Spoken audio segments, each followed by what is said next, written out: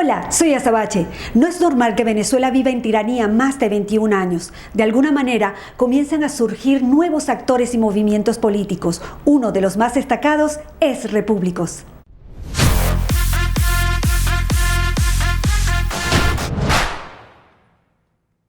En Venezuela siempre nos han hecho elegir entre alternativas similares con diferente nombre. Lo peor es haber quedado sometidos bajo una tiranía castrochavista madurista.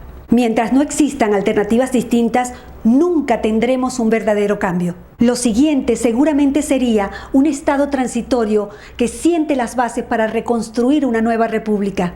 Rebelión ciudadana, ruptura con la tiranía, formación política, libertad de opinión, equilibrio y división de poderes, Estado mínimo, imperio de la ley, son ejes fundamentales del movimiento Repúblicos. Esta vez conectamos con el abogado venezolano Humberto González, máster en negociación, conflicto y pacificación de la Universidad Estatal de California, autor de varios libros, quien junto a Alberto Franceschi y el doctor Wilfredo Bello forman parte del movimiento Repúblicos. Síguelo en las redes sociales como @HumbertoTweets. Te invito a colaborar para generar estos contenidos y continuar difundiendo e integrando a nuestra comunidad en donde quiera que se encuentre. Puedes hacerlo a través de PayPal y Mercado Pago. Toda la información en la descripción del video. Suscríbete a Plomovisión, 24 horas de opinión y a Azabache Online. Activa las notificaciones, comenta y comparte. Sígueme en las redes sociales como @Azabache Online.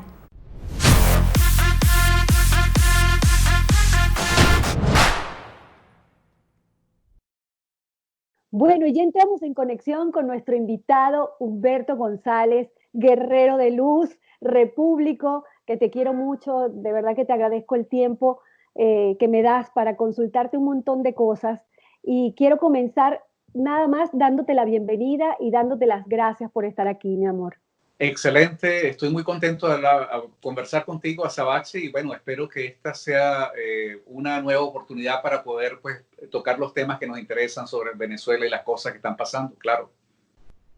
Mira, Humberto, vamos a empezar, digo yo, desde el principio, porque eh, hay mucha gente que no sabe qué es una república, qué es una república, cómo es vivir en un país republicano. Y después vamos a hablar de cómo es el movimiento Repúblicos. Mira, es importante lo que preguntas porque a veces hay mucha ignorancia de buena fe. Hay un desconocimiento se usa de manera indistinta la expresión gobierno, Estado, república, nación, patria. Cuando, por ejemplo, un país como Venezuela se define constitucionalmente como una república, se está usando la expresión república en un contexto más que todo como nación, ¿no? Y hay un Estado que representa a esa nación.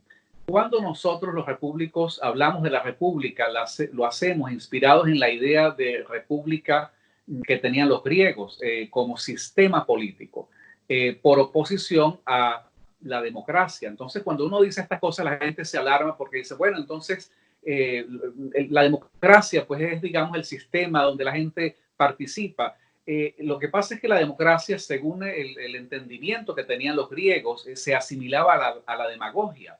Se ha demostrado que no porque sea una decisión de la mayoría, las decisiones de la mayoría a veces son equivocadas. Entonces, a veces esas decisiones de la muchedumbre degeneran en una tiranía, degeneran en una demagogia, en un sistema corrupto donde la gente realmente no se beneficia de esto. Nosotros proponemos, por el contrario, una república que en estricto sentido, desde el punto de vista teórico, se puede definir como una dictadura de la ley, donde el individuo se somete no a la voluntad del Estado, sino a la voluntad de la ley que la misma sociedad se ha dado a sí misma. Y de esa manera, por ejemplo, con un diseño que le permita a los ciudadanos participar, donde, por ejemplo, los partidos políticos no sean la alcabala, no sean los que toman la decisión en nombre de otros intereses que nunca son los de los ciudadanos.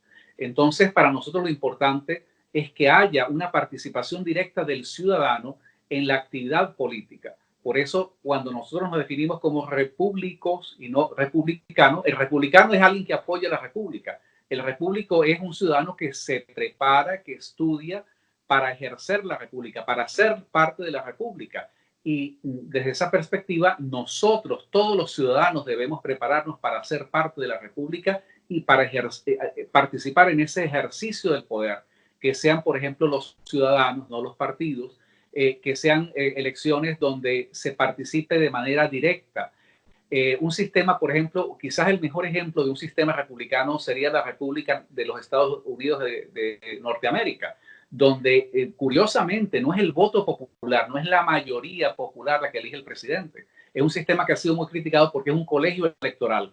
Es, si se quiere, en estricto sentido, una aristocracia política, pero una aristocracia política que permite que la integridad de ese sistema político y de esa nación se mantenga, porque eso debe representar los intereses de toda la nación, no los intereses ni siquiera de la mayoría.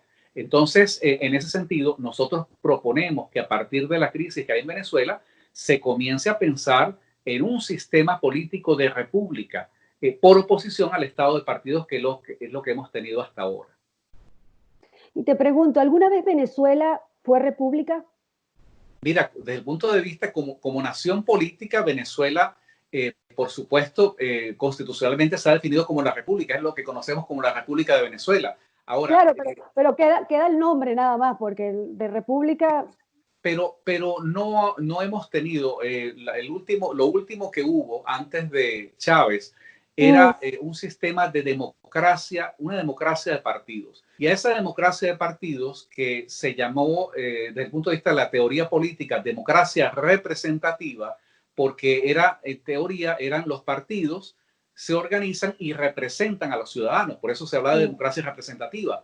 Pero cuando esa democracia, ese modelo político entra en crisis porque no podía resolver los problemas, como en muchas partes del mundo no los ha podido resolver.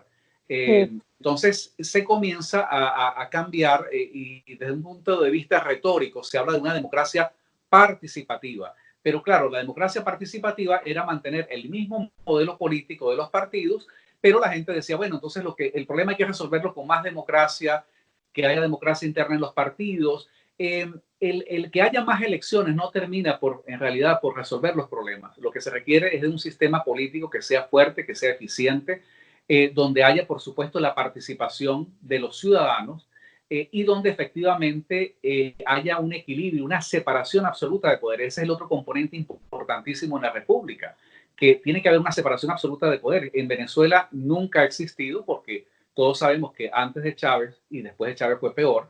El presidente o el que controla las Fuerzas Armadas, pues es la persona que tiene el control por encima de, bueno, el Poder Judicial, es el que nombra a los jueces, el Congreso, por ejemplo, como ocurre ahora, y ocurrió antes de Chávez, era un Congreso complaciente con el presidente. Nunca hubo esa real independencia de poderes, y esa independencia de poderes es importante para que haya pesos y contrapesos y evitar justamente a lo que hemos caído hoy, que es la tiranía absoluta, que es el gobierno prácticamente de una persona o de la minoría, en desprecio y abusando de la mayoría de la gente, ¿no? Eso es lo que tenemos ahorita. Así es, y le quiero decir a todos los que se están conectando, una vez más, que en Venezuela no existe la democracia, no hay república, no hay Estado de Derecho, no hay poderes independientes, no existe la democracia, y ese juego de elecciones muy claramente se ve como un maquillaje que le quiere dar la tiranía a Venezuela, vendiéndole al mundo democracia y vendiéndole al venezolano una esperanza que no existe. Entonces eso hay que gritarlo al mundo muchas veces y hay que repetirlo, porque yo siempre digo que estos tiranos son expertos en la propaganda política, y todo lo manejan, lo manipulan. Salen demasiadas informaciones que lo que te hacen es desenfocar de lo importante para enfocarte en lo frívolo y irrelevante, confunden a la población. Es una maquinaria de desinformación, vamos a decirlo así. Mira, nace Repúblico. ¿Cómo nace Repúblicos? Cuéntame de Repúblicos, del movimiento que está de verdad calando entre los venezolanos. Mira, el movimiento Repúblicos como idea nace hace muchos años, con las posiciones, a raíz de las posiciones que comenzó a asumir públicamente Alberto Franceschi, que es la persona que, vamos a decir, nos ha convocado a todos, y nosotros hemos aceptado esa convocatoria, esa invitación. Luego, producto de nuestro interés en entender los temas de la política y buscar una propuesta que le sirva a Venezuela, nosotros tomando pues ideas de pensadores españoles, como el caso de Antonio García Trevijano, como el caso del filósofo Gustavo Bueno, nosotros comenzamos un poco a hacer una elaboración teórica. Se define ese término, como lo explicaba anteriormente, de repúblicos, como las personas que se preparan, que toman en serio este asunto de ser parte del Estado, de estudiar la política. Y esto no quiere decir que esto es solamente para los profesionales, esto quiere decir que todos tenemos que ser parte de ese proceso de estudiar la política. No, la política es algo sumamente importante y delicado en una sociedad para dejarla en manos simplemente de políticos profesionales. Necesitamos miles y millones de venezolanos que viven de su trabajo y que hasta ahora no han sido partícipes de la política para que se involucren en la política. No necesariamente para ser parte de los partidos, que es lo que ha generado en toda esta corrupción y en este clientelismo, pero sí para participar en lo que es el diseño y el ejercicio del poder desde el punto de vista del Estado. Para nosotros es un proceso que orgánicamente se inició hace prácticamente 2 años. Hay un conjunto, digamos, de ideas que giran en torno a esto que estamos proponiendo para Venezuela. Y en los últimos meses, pues tomamos la decisión justamente no de crear un partido político, porque pensamos que en este momento no es lo que necesita Venezuela. Además, porque la configuración de un partido político, como se les conoce, crea inmediatamente la expectativa de una clientela, de que vamos a traficar algún tipo de preventa, de que alguien que se acerca al partido y es miembro del partido automáticamente tiene el derecho a algún privilegio. Y lo que queremos es justamente combatir los privilegios. Lo que queremos es justamente que no hayan esas alcabalas donde antes había la dictadura de varios partidos, ahora tenemos la dictadura de un solo partido, que es el partido chavista. Por eso nosotros no es que estamos promoviendo un sistema político que niegue la existencia del partido, porque un partido puede salir al calor de una causa regional, de una ideología, pero el papel protagónico debe tenerlo decisivamente el ciudadano. Y esa es la bandera quizás más importante para nosotros, porque vemos que hay una oportunidad en este momento de replantearnos lo que hemos sido como nación, de replantearnos todo el tema político a partir de unas coordenadas diferentes. Yo creo que en ese sentido la tragedia que estamos viviendo en Venezuela puede ser vista como una oportunidad y por eso pues nosotros hemos tomado este interés en hacer las propuestas. A veces son propuestas que son atacadas y nosotros lo entendemos porque no estamos buscando ser políticamente correctos o el aplauso de la gente. Si nosotros hacemos política para complacer a la gente, entonces vamos a terminar degenerando lo que es la función política. El papel nuestro, quizás lo más importante es enfocarnos en educar políticamente a la gente y en educarnos al calor de las ideas, ¿no? No simplemente hacer una política de populismo y de complacencia. Sí, yo comparto lo que dices y yo creo que, y lo he dicho varias veces, que es el momento del empoderamiento ciudadano. Yo creo que el ciudadano hoy tiene un rol muy importante porque ya está demostrado que los políticos en Venezuela, o por lo menos la gran mayoría de ellos, eh, han sido parte del régimen y eso ha sido una gran desilusión para el venezolano que le ha sembrado una desesperanza terrible. Entonces, yo creo que es momento de que el ciudadano se preocupe en saber, en informarse, en buscar a la gente capacitada. Y eso es una de las razones por qué tengo este espacio, Humberto, porque hay que llevarle conocimiento a la gente. Yo comparto totalmente lo que dices, pienso que en Venezuela está destruido todo el sistema que conocíamos, no existe, y que para poder pensar en una nueva democracia, en una nueva república, hay que barrer la casa, hay que limpiarla, y cuando digo limpiarla no digo solamente de la organización criminal que está en el poder, sino también gran parte de los opositores o pseudo opositores que han sido funcionales al régimen, porque ahora tenemos una tiranía roja y una tiranía azul, todos trabajan para el mismo equipo, porque la corrupción y la impunidad ha socavado las líneas opositoras. Entonces, a mí me parece una excelente alternativa a Repúblicos. Y claro, eso que tú dices también tiene un origen histórico y político. Nosotros siempre hemos planteado la necesidad de desconocer la Constitución chavista del año 99. Total. No es, digamos, por un antojo, no es porque, digamos, nosotros queremos plantear la situación en términos extremos, sino que es que en realidad lo que se aprobó en el año 99, si vemos el contexto, estamos hablando de una constitución que prácticamente es la que pone las bases para destruir la República y la nación venezolana, por una parte. Por la otra, no se puede desconocer, inclusive quienes defienden esa constitución admiten que prácticamente no votó ni el 30% de la población, entonces, de la población electoral. Entonces, claro, nosotros tenemos que comenzar a atacar las causas de este problema. No podemos caer en la trampa de pensar de que acá estamos frente a un simple cambio de gobierno, que esto simplemente se resuelve sacando a Nicolás Maduro y a esta cúpula chavista, y entonces un cambio de gobierno con ese mismo régimen jurídico y político nos va a llevar hacia una situación diferente, porque simplemente lo que vamos es a continuar, cuando tú hablas de esa tiranía azul, es la falsa oposición, es la gente que ellos, por eso el planteamiento de ellos de manera muy cuidadosa pasa por respetar esta constitución, porque ellos quieren heredar el Estado chavista, sacar a esta gente y entonces ellos tener esos privilegios y manejar un Estado, yo imagino, para raspar la olla, porque en realidad Venezuela está en un estado de deterioro y de desmantelamiento que es brutal. Entonces, ellos quisieran pues ponerle la mano a ese modelo de Estado chavista.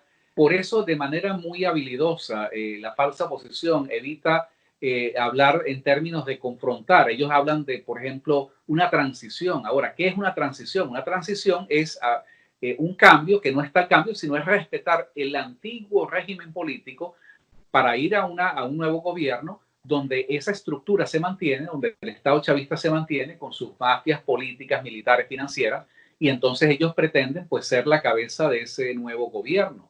Nosotros planteamos frente a esa tesis de la transición la ruptura política, que significa romper con el Estado chavista para hacer una nueva construcción de un nuevo Estado, pasando, por supuesto, por la necesaria desconocimiento de esa constitución, porque es una constitución que prácticamente ha desdibujado a Venezuela, una constitución que desnaturaliza el papel de las Fuerzas Armadas, que destruye toda la forma de poder político para disolver el poder, y eso es lo que vemos hoy. Vemos un país que prácticamente las fronteras están desprotegidas, es un país, como tú lo has definido, sin instituciones, no hay Estado de Derecho, no hay justicia, no solamente todo lo que es lo que nosotros llamamos la capa cortical y la capa conjuntiva, que es la estructura política del Estado.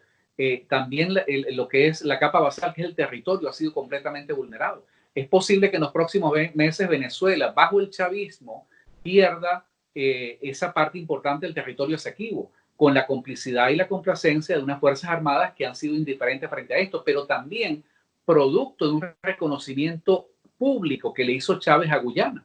Entonces, estas son cosas que la única manera de resolverlas es por la vía de un acto de fuerza, porque no hay elecciones que resuelvan esto. Esto no se va a resolver en unas elecciones. No. Tenemos que ir a una vía de fuerza, posiblemente una intervención militar internacional encabezada por los Estados Unidos, que nos permitan sacar a esta gente y entonces sí sentar las bases de un nuevo gobierno que se establezca sobre una base de ley, de orden, y entonces sí comenzar a reconstruir las nuevas bases de ese nuevo Estado venezolano. Así es. Yo quiero aprovechar, antes que se me olvide, mandarle un beso a Alberto Franceschi, que la verdad quiero tenerte, así que si ves esta entrevista, ya sabes que quiero tenerte, así que pongámonos de acuerdo. Lo quiero mucho, Alberto. Hay mucho que aprenderle, mucho conocimiento también que tiene. Bueno, quería ver tu visión sobre lo que está pasando en Venezuela, pero vamos a empezar de afuera hacia adentro, a nivel global. Después vamos a pasar por la parte regional y después nos vamos a quedar en Venezuela. Quiero ver tus diferentes ópticas, Humberto. Sí, bueno, en este momento a nivel global hay una batalla que es brutal. Sí. Prácticamente hay toda una confrontación entre una posición ideológica globalista. En esta posición globalista que se expresa en ideas que lo que buscan es disolver la idea del Estado nacional o del Estado-nación. Por eso el globalismo siempre busca la manera de reventar el sistema político desde adentro. ¿Qué es esto? Bueno, lo que hemos visto en Venezuela. Llegar al poder por la vía del voto popular, de los mecanismos legales, jurídicos, constitucionales, pero luego comenzar a desmontar desde adentro, implosionar ese sistema político. Fue lo que hizo Chávez. Es un proceso que les tomó 20 años, pero el resultado es Venezuela. Si alguien se pregunta, bueno, ¿a dónde podría conducir, digamos, la influencia de esta ideología globalista? Bueno, Venezuela es el mejor resultado, donde hay un país que prácticamente, a la luz de cualquier solución democrática, jurídico, convencional, es prácticamente irrecuperable. Ahora, ellos, en esa lucha, hay una serie de aliados, por ejemplo, la izquierda política se ha comenzado en tratar de llegar al poder, se ha comenzado a desdibujar, y entonces una izquierda que es absolutamente indefinida, porque se convierte en una izquierda que aboga por unos derechos colectivos difusos, por unos supuestos derechos raciales, derechos, digamos, se convierten en portavoces de esa ideología de género y de ese relativismo ideológico, donde es decir, bueno, todos somos iguales. No, no es cierto que todos somos iguales. Pues se defiende una igualdad frente a la ley, pero se debe reconocer la diferencia porque hay una diversidad que es natural. Entonces, esa ideología globalista busca la manera de destruir el concepto, por ejemplo, de familia nuclear, ¿no? De ver como algo normal el aborto, como política de Estado, por ejemplo. Es un tema que seguramente no lo vamos a hablar hoy, pero que a mí me encantaría hablarlo contigo porque el tema del aborto no es simplemente que uno diga, mira, primero hay que proteger la vida. Entonces, por vía de excepción, bueno, hay circunstancias que, vamos a decir, por ejemplo, el derecho penal podría establecer una serie de excepciones, ¿verdad? Claro.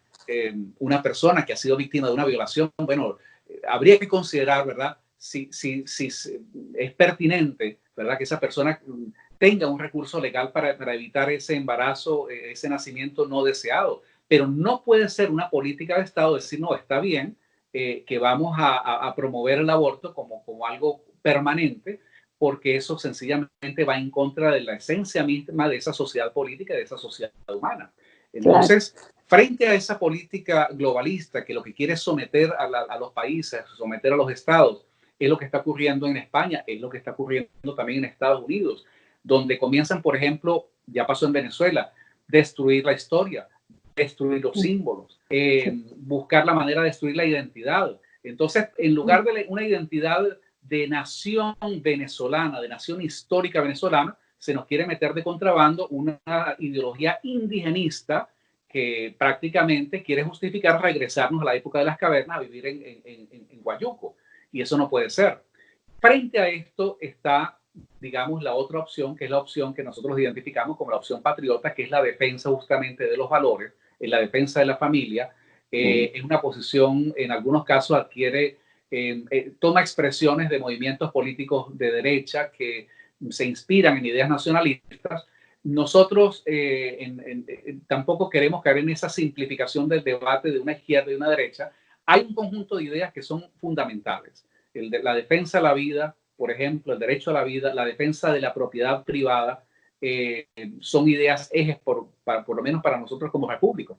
Y nosotros, pues, volviendo a tu pregunta, vemos todo este debate internacional que hay, lo que está pasando en Estados Unidos y en Europa, en el contexto de esa confrontación y en el contexto de lo que nosotros entendemos como una dialéctica de imperios. Hay un reacomodo mundial y en ese reacomodo, por supuesto, hay fuerzas, digamos, desde el punto de vista financiero, económico, que tratan de imponerse por esa vía. Y por supuesto, nosotros pues somos parte de esa dialéctica, no podemos ser indiferentes. En ese sentido, nosotros vemos que es muy importante defender esos valores, defender la idea del Estado Nacional, por supuesto, y defender esa noción, por ejemplo, de una propiedad privada, de una familia nuclear donde hay un papá, una mamá, hay unos hijos, la identidad nacional, la historia, el estudio de la historia, mantener pues toda esta serie de elementos que son los que le dan consistencia a una nación política, por oposición pues a toda esta fabricación que se ha querido hacer prácticamente, que nos quiere llevar a un desconocimiento de la propia historia pues de cada país. Entonces, por supuesto, eso se va expresando en cada realidad territorial, pero sí estamos en una confrontación en la cual no podemos ser indiferentes definitivamente. Sí, te juro que miro con mucha preocupación lo de Estados Unidos, porque a nosotros los venezolanos nos afecta y nos va a afectar quien tome el poder en Estados Unidos. Nosotros quisiéramos realmente que hubiese una coalición internacional de países y gobernantes amantes de la libertad, que luchen porque no se siga desplegando, no sé cómo decirlo, expandiéndose el socialismo del siglo XXI por toda la región, porque se está expandiendo desde México hasta la Patagonia. Entonces, yo veo con mucha preocupación lo que está pasando en Estados Unidos y me siento impotente porque vemos que el monstruo es muy grande. Yo quiero saber tu mirada hacia la región, Humberto. Mira, yo lo veo igual porque veo, por ejemplo, con preocupación cómo la élite política e intelectual norteamericana no entiende la gravedad del problema que tienen. Es sumamente grave cuando comienzan a tumbar no solamente las estatuas de Cristóbal Colón, sino por ahí comienzan, entonces ahora son las estatuas de Roosevelt, las de Washington. Hay un interés realmente en destruir los símbolos que le dan sentido a la nación americana. Pero lo más grave es cuando uno ve que los medios de comunicación, las grandes cadenas corporativas de medios de comunicación, se hacen eco de una versión absolutamente tendenciosa e ideológica. Y entonces, claro, todo lo que es, hace unos días ocurrió un incidente donde una persona de raza negra, pues mata a otro en el contexto de una de estas protestas. Entonces, de manera muy conveniente, los medios de comunicación obviaron el detalle de la raza de esta persona. O sea, para no establecer algún paralelismo con lo que está haciendo, por ejemplo, el movimiento Black Lives Matter. Claro. Es lo que está haciendo el New York Times. Todos los días una cascada de noticias, no de noticias, vamos a decir, de fake news, tratando, como muchos de ellos lo han dicho, que hay gente como Nancy Pelosi que dice, bueno, sacar a Donald Trump de la presidencia justifica inclusive destruir el país. Bueno, hay que destruir el país. Y mucha gente está embarcada en eso. Es muy lamentable porque hay personas que no se dan cuenta. Yo sí creo que la gente está viendo cada día con más nitidez esa confrontación.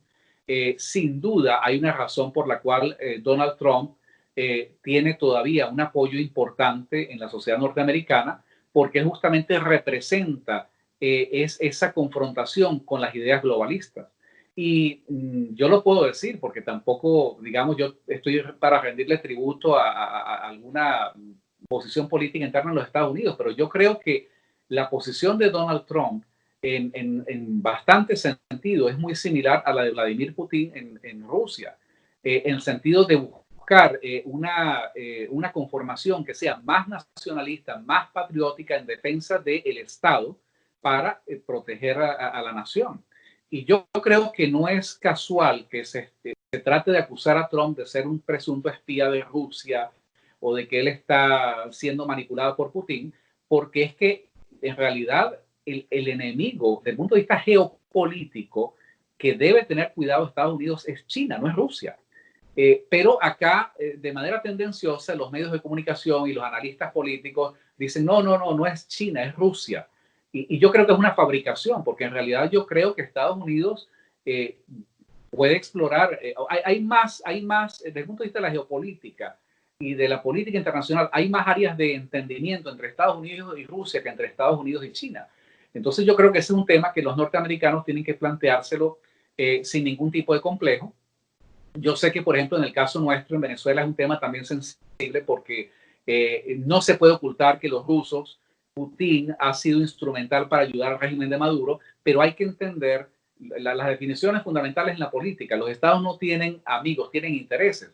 Cuando la situación política cambie, si Estados Unidos se involucra de una manera más decisiva, yo estoy seguro que eso va a influir en la política que tiene Rusia frente a Venezuela, que de hecho ya está ocurriendo. Por eso los informes que están saliendo, que no pueden ser desmentidos, ahora no son los rusos ni los chinos, ahora son los iraníes, porque Rusia y China se están retirando, se están replegando. Bueno, Rusia se mantiene todavía como un proveedor confiable para Venezuela de material militar, material bélico. pero en realidad todo este trabajo que estaban haciendo los rusos lo están asumiendo los iraníes.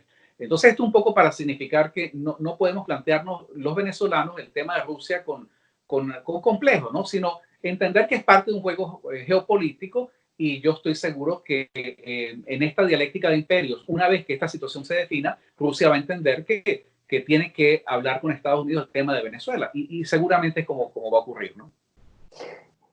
¿Y qué tiene que ver el Foro de Sao Paulo, el Grupo de Puebla, la Internacional Progresista, en todo lo que está pasando en la región? ¿Tienen el financiamiento de todo esto? ¿Qué piensas, Humberto? Pero no me lo digas ahora, no me lo digas ahora, porque nos vamos a cambiar de plataforma e invito a todos los que nos están siguiendo, conectados con esta excelente entrevista con Humberto González, que me sigan a @sabachonline, donde continuaremos la segunda parte de esta entrevista.